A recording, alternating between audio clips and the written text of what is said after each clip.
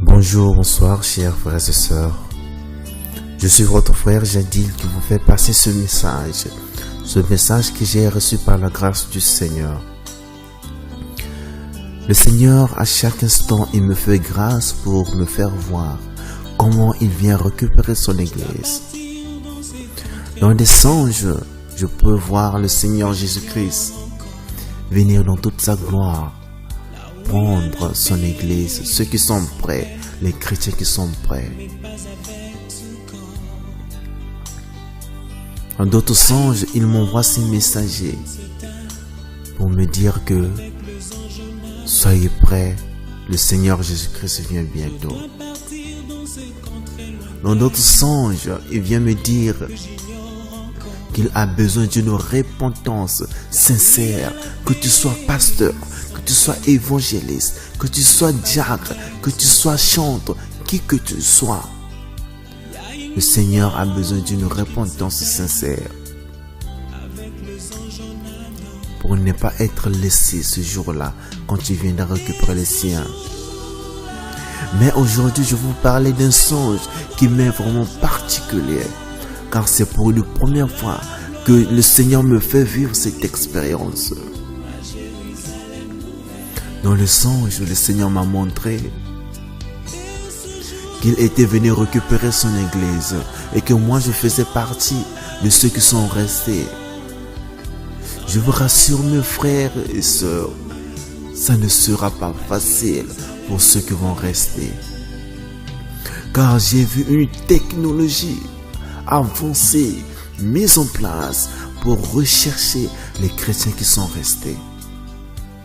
J'ai vu des chiens robotisés, programmés pour rechercher les chrétiens. Mon frère, ma soeur, ça ne sera pas facile en ce temps-là.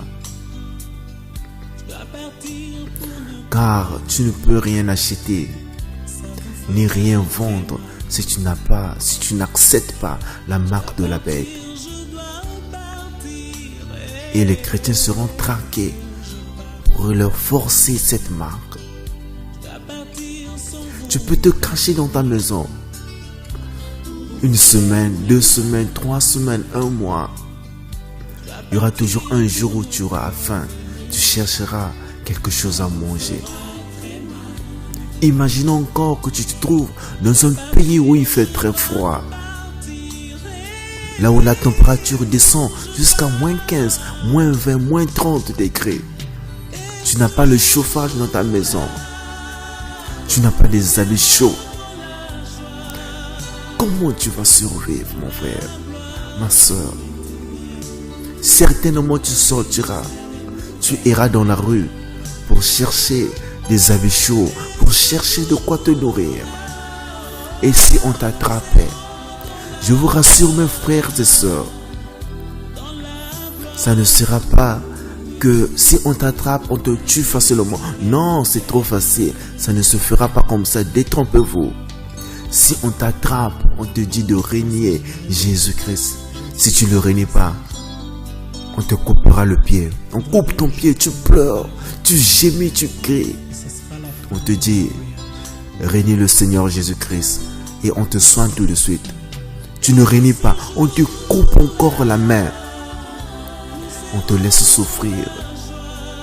Mon frère, ma soeur, voudrais-tu vivre cela? Résisteras-tu? Prenons conscience, mon frère, ma soeur. Il est temps. Le temps n'est plus à s'amuser. Le temps n'est plus à dormir. Il est temps de mettre nos vies en ordre. Il est temps d'abandonner le péché. Il est temps de laver nos robes. Il est temps, mes frères et sœurs. Aujourd'hui, si tu pêches, si tu tombes dans le péché, ne tarde pas, demande pardon et continue ta marche. Car nous ne savons pas ni l'heure, ni le jour où le Seigneur Jésus-Christ viendra nous chercher. Que le Seigneur vous bénisse et que sa parole vous dirige nous dirige toute notre vie.